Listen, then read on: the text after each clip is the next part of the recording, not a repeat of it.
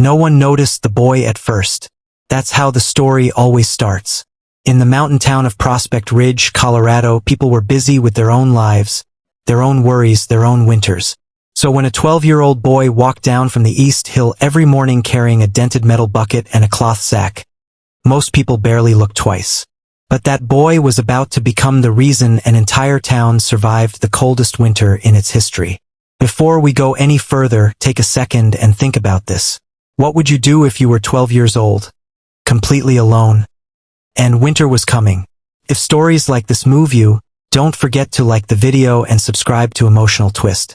It helps us bring more real, powerful stories like this to you. His name was Ethan Carter. He was small for his age, quiet, sharp-eyed in a way that made adults uneasy. He walked carefully, like someone who had learned early that the world could take everything from you without warning. Most mornings, Ethan came down from the hillside just as the sun touched the snow-covered peaks. The bucket was for water from the town pump. The sack was for whatever he could afford at the general store. Usually potatoes, sometimes flour. On rare days, a bruised apple if Mr. Holloway felt generous. People watched him from porches and windows. Some shook their heads. Some whispered. Some pretended not to see him at all. That poor kid, someone would say, living like a ghost in that old mine. But Ethan never reacted. He had learned that pity hurt almost as much as being ignored. The mine sat on the East Hill, its entrance dark and silent like a mouth carved into the mountain. Weather-beaten timbers framed the opening. A heavy wooden door, built by Ethan himself, blocked the wind. Inside, the tunnel sloped gently downward, lit by a single oil lamp.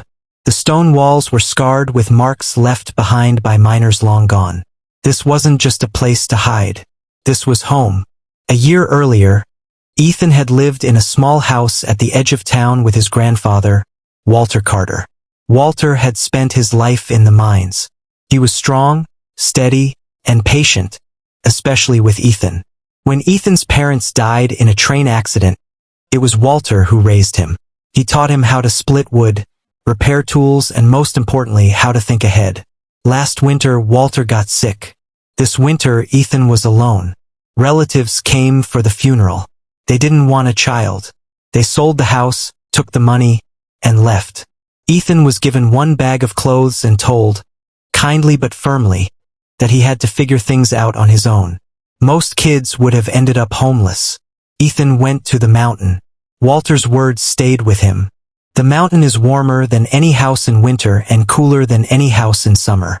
Earth's a blanket. Folks forget that.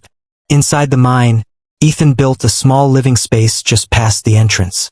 A narrow bed, a table made from scrap wood. A small iron stove kept burning low and steady. The stone held heat like a battery. Even when the wind screamed outside, the air inside stayed calm. It wasn't comfortable, but it was safe.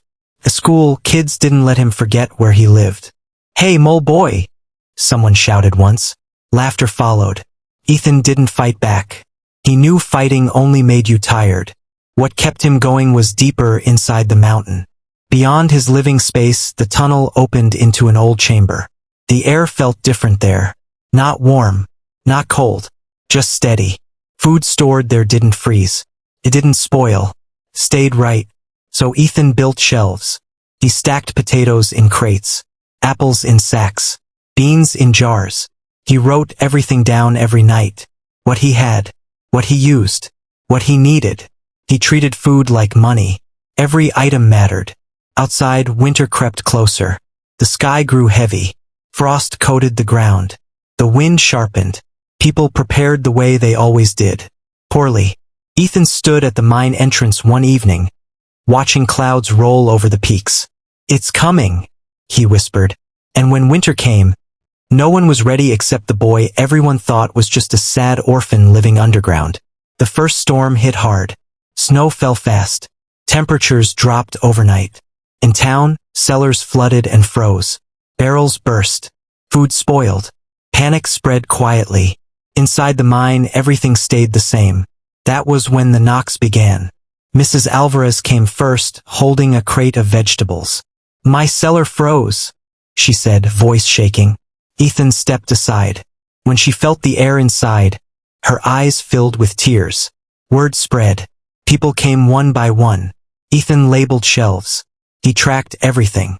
He didn't turn anyone away. By the second storm, Prospect Ridge was desperate. Roads vanished. Temperatures dropped to 40 below. Families huddled together. The mine became storage, then shelter. Ethan barely ate. He gave everything he had. One night, exhausted, he sat alone counting sacks. His hands shook. A knock came. It was the mayor. He walked slowly through the mine. "This town would be lost without you," he said quietly. Ethan didn't answer. He just nodded. The worst storm came without warning. Snow buried the entrance. Ethan shoveled for hours. Inside, families slept on the ground near the stove. Children cried softly. On the 6th day, Mrs. Alvarez brought her feverish child. "Can he stay?" she asked. Ethan nodded. That night, Ethan collapsed. He woke up days later in a warm bed. The storm had passed. The town had survived. When Ethan stepped outside, the hill was covered in footprints. Food, firewood, blankets, tools. The town had come together. The mayor stood waiting. "You don't live in the mine anymore," he said. "You live with us." For the first time in a long time, Ethan smiled. People didn't call him Mole Boy anymore. They called him the boy who saved them. Sometimes, the strongest heroes are the quiet ones no one notices, until it's too late. If the story moved you, let us know in the comments what part hit you the hardest. And share this video with someone who needs to hear it. Stories like